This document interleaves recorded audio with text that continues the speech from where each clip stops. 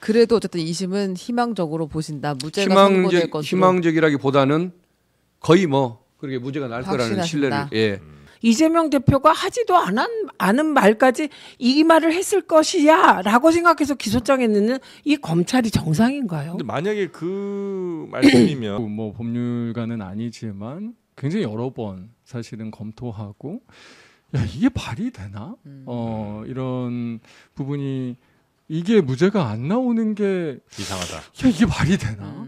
특히나 이제 원래 이제 사실은 공직선거법 재판에서 이재명 대표 관련된 공직선거법 재판에서 법관들이 다 편견으로 가득한 분들은 아니지 않습니까? 그건 네. 소수기 때문에 어쨌든 그 뭐 열린 마음을 가지고 있고 또 사리 분별을 중시하는 논리를 중시하는 그 어떤 법관들의 이런 것들을 전제로 판단을 한다고 한다면 이것은 무죄가 날 수밖에 없는 판결이라고 사건이라고 저는 그렇게 굳게 믿습니다. 네. 왜 그러냐면은 그 쟁점이 여러 가지인데 이제 핵심은 두 가지 아닙니까? 고 김문기 씨와 이재명 대표가 골프를 쳐놓고 안 쳤다고 거짓말을 했다.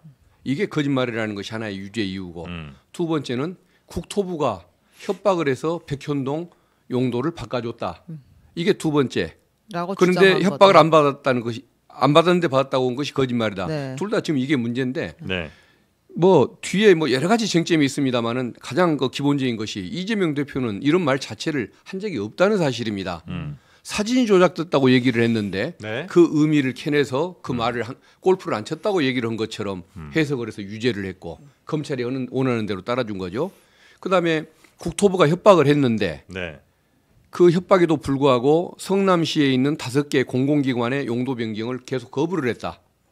그리고 또 백현동 부지에 대해서는 계속 대통령도 그렇고 박근혜 대통령 때인데 계속 이렇게 또 요구를 하니까 네. 그 용도 그 부지에 하나여 절반만 그 민원을 반영해 주는 걸로 해서 준 주거지로 바꿔줬다. 이게 그 진술 국감장에서 답변 네. 내용입니다. 아니 근데 그 내용들을 예. 1심에서도 당연히 주장하셨을 거잖아요. 예, 주장을 했는데 그거 1심에서 그러면 재판부가 안 받아들인 거야? 아니면 변호인들이 조금 능력 부족인 거예요?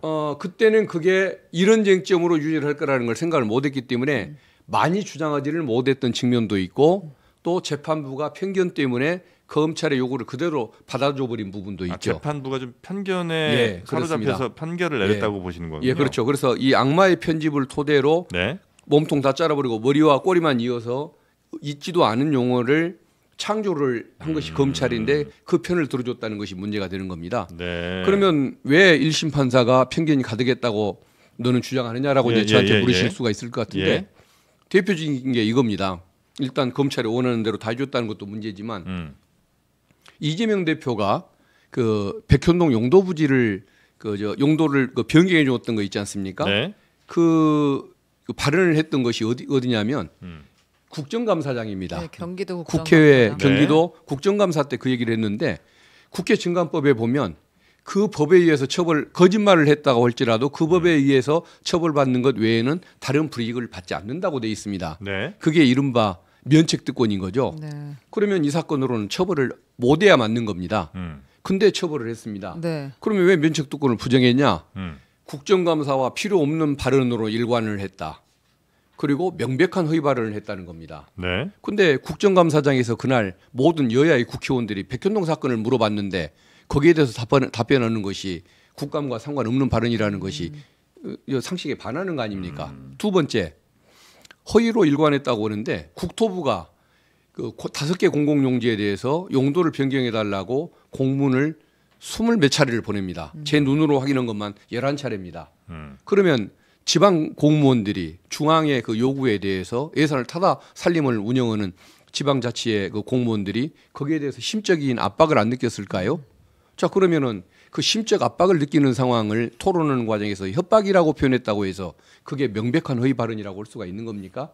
그렇기 때문에 그 이후로 그 면책특권을 부정했는데 그러니까 그건 그야말로 어떻게든 이재명 대표를 범죄자로 만들어서 정치적 생명을 끊어놓겠다는 목표가 있지 않는 한 그러니까 그런 해석은 나올 수가 없는 거죠. 판사가 그 목표에 부합해서 자기한테 좋을 게 예를 들어 내가 한 1년 후에 난 판사 옷 그만 벗고 저 국민의힘으로 입당해야지 뭐 이런 정도 생각을 갖고 있는 게 아니라면 굳이 그 판사가 그럴 이유는 없잖아요. 검사에 경도된 그 사고를 하는 그런 경우가 있을 수가 판사들이? 있고, 예, 판사들 중에도 그런 경우가 가끔 있거든요. 네, 검사가 원하는 대로 잘해주는 그래요? 이런 경우가 예외적으로 있습니다. 네. 다 그런 건 아니지만 네. 그리고 또 하나는 그 어떤 그 피고인 개인에 대한 그 편견 이런 것들이 가득하다 보면 이재명 대표에 대한 별로 안 좋은 감정을 평소에 갖고 있다가 판결을 이렇게 갔다. 그러면은 이제 나쁜 것만 보이는 것이겠죠. 근데 이제 이 재판이 사실 보통 뭐 작은 사건이 아니라 굉장히 우리나라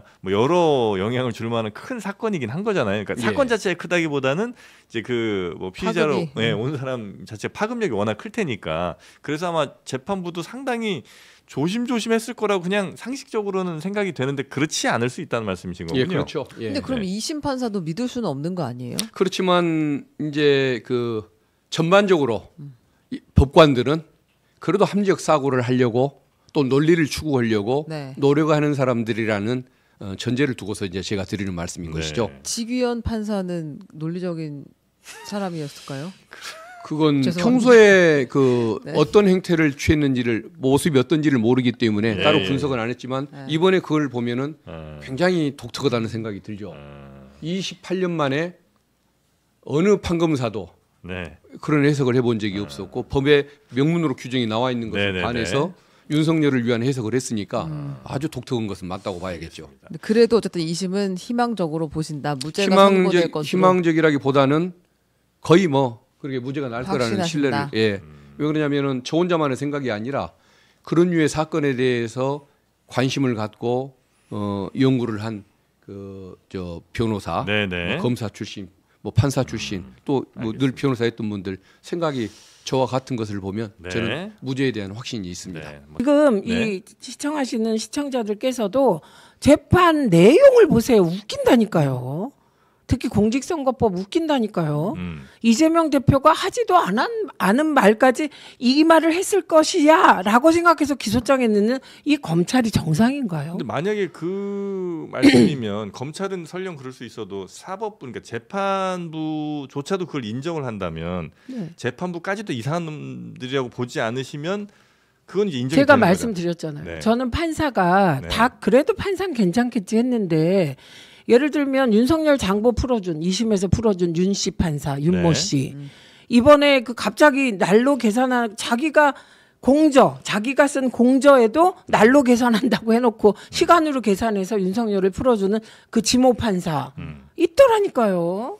이상한 판사들이 네, 네. 대다수는 아니라고 믿습니다. 네. 네. 그래서 한번 기다려 보죠. 뭐 3월 네. 26일까지 기다려보는 네. 걸로 하고 하여튼 그 이제 3월 26일에 이제 결론이 곧 나올 테니까. 2심 선고가 나오는 거죠. 선거법 네. 관련해서. 그리고 어떤 결과가 나오든 무관하게 민주당은 간다. 네, 그건 저의 입장이고 다수의 입장이기도 합니다. 네, 알겠습니다. 이미 곧 아마 결론이 좀 나게 될 것 같은데. 오늘 결심을 하고 있으니까. 뭐 이거 가정하고 뭐 예를 들어 유죄 뭐 어떻고 무죄 뭐 어떻고 요거 얘기하시는 건 조금 불편하시죠? 네. 예. 그러나 이제 무죄를 강력하게 희망 내지는 예상하고 계시고. 저는 이번에 그 계엄 때 노상원 그 수첩 네. 또 뭐 수건이 체포니 명단에 네. 그 대법원장, 대법관, 네. 그다음에 이재명 대표, 유증교사 무죄 판결한 선고한 김동연 판사. 네.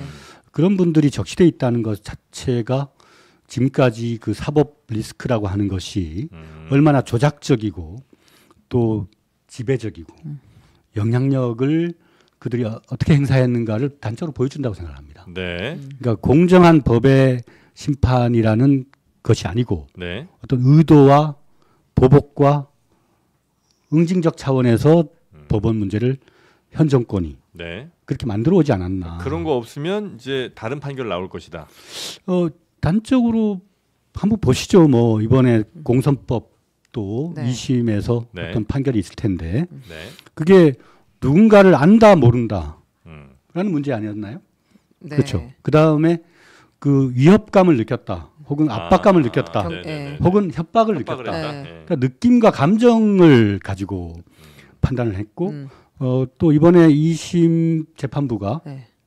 검찰의 공소장을 변경하도록 했어요. 네, 명확하게 하라고 그러니까 이 했죠. 대표 본인이 적시하고 직접 말하지 않은 내용을 가상으로 검사가 공소했죠. 근데 그것에 대해서 시정하라고 네, 했습니다. 뭉뚱그려 있는 걸 네. 구체적으로 어디가 허위 사실인지 다시 정리하라고 얘기를 했죠. 네. 그렇죠. 이제 묵시적이거나 암시적으로 그 증거 판단을 할 수는 없는 거 아닙니까? 네. 구체적이고 적시돼야 되죠. 네네. 그리고 그다음 행위의 주체로서 이재명이라는 사인이 아니고 성남시라고 하는 걸로 또 재조정했죠. 예, 그걸 보면 지난번 11월 15일 날 있었던 1심 판결이 네. 대단히 무리하고 네. 과잉된 그다음에 구체적이고도 실증적이지 않은 방식으로 판결했다라고 저희는 보고 있거든요. 근데 앞에 그러면 1심이 아까 노상원 수첩까지 얘기를 하신 거는 1심 재판 과정과 결과를 내는 데 있어서 이 정권의 압박이 상당히 있었다 이렇게 보시는 거예요? 뭐 법원의 판단이기 때문에 네. 예, 그것에 대해서 뭐 코멘트를 하긴 좀 부적절하지만 네.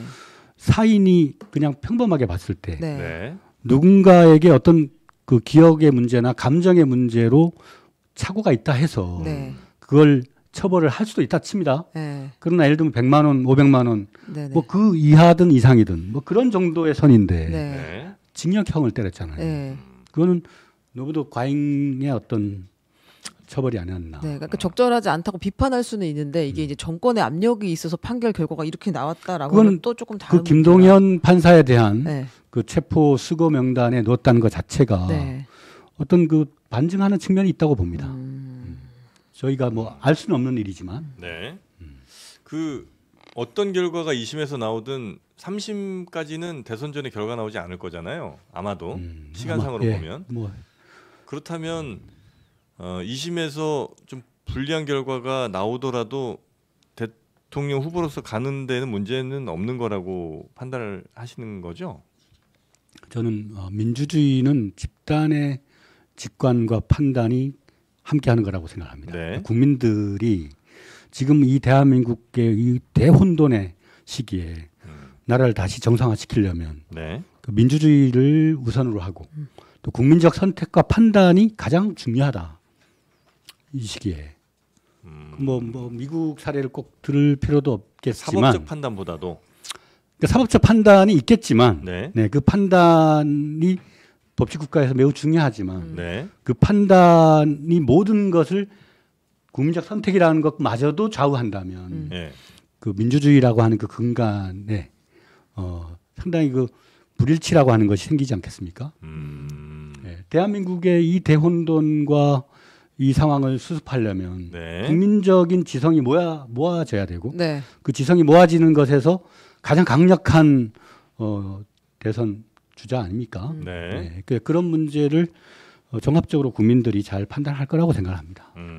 그래서 대선에까지 이재명 대표가 뭐 후보 혹은 뭐 그 이후에 선거운동하고 하는 데는 2심의 결과가 뭐 큰 영향을 미치지는 않을 것이다. 않을 것이다. 저 이런 내란이나 국가 전복 시도 이런 국면에서 네. 이재명 대표가 2심으로 판결받는 거는 기억과 감정에 대한 판단으로서의 처벌이거든요. 네. 네. 또 그것이 이제 1심의 어떤 과도한 그런 징계에 대한 2심의 어떤 바로잡음이 있지 않을까 또 그렇게 보고 있습니다. 저희 입장에서 판단한 건지는 솔직히 모르겠는데 뭐 워낙 요즘엔 다 자기 마음대로들 생각을 하니까요. 근데 저희가 1심 판결문을 저도 뭐 법률가는 아니지만 굉장히 여러 번 사실은 검토하고 야 이게 말이 되나? 이런 부분이 이게 무죄가 안 나오는 게 이상하다. 야 이게 말이 되나? 특히나 이제 원래 이제 사실은 공직선거법 재판에서 이재명 대표 관련된 공직선거법 재판에서 문제가 됐었던 그 김문기 전 처장을 아냐 모르냐? 네. 이 문제는 사실은 그때도 무죄로 판결을 했었었잖아요. 다만 문제가 조금 이렇게 됐었던 게 그 이 백현동 건 관련돼서 국토부의 협박이 있었냐 없었냐 뭐 이런 거에 대한 부분을 사실 유죄로 보고 그거를 어마어마한 이 형량을 때린 거였는데 그 판결문에서조차 이 백현동 그 부지에 일종의 그때 무슨 뭐 정책 방향이나 그걸 빨리 매각해야 되는 상황이나 그래서 이 그때 이제 성남시장과 공무원들이 압력을 느꼈을 여지는 있다. 네.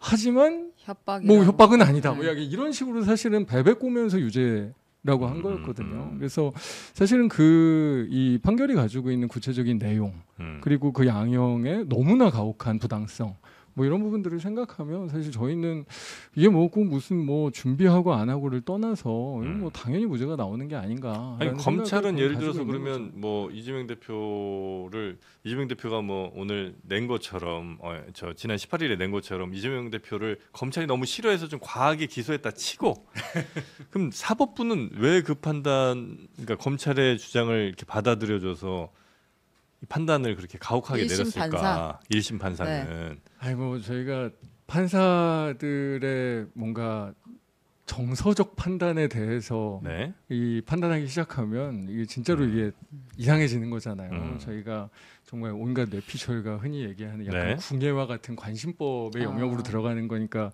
그건 사실 그렇게 바람직한 판단 기준은 아닌 것 같고요. 근데 다만 이 2심이나 뭐 이건 어차피 대법까지 갈 사안인 것 같기는 한데 네. 이 오늘 나오는 고법 판결과 이 대법원에서는 정말 충분하게 합당한 그런 이 법논리에 대한 판결과 이 양형에 대한 부분들도 그래서 정확하게 무죄가 났든 아니면 사실 정말로 이게 협박인지 아닌지 아리까리하기는 해서 뭐 일부 유죄가 문제를 나더라도 한다라 하더라도 사실은 100만 원 이상 한다는 게 사실 말이 안 되는 거죠. 상당히 양형 감형될 부분도 걸로 본다. 당연히 정리가 될 거라고 네. 생각합니다. 혹시 그 김민석 의원의 SNS 글은 보셨어요? 보이지 않는 손 보이지 않는 힘이 작동되는 것 같다. 그러니까 이게 저도 그러니까 저는 사실은 헌재 재판관을 무조건 믿어야 된다고 생각하는 사람 중에 하나거든요. 네. 그러니까 헌법재판관들이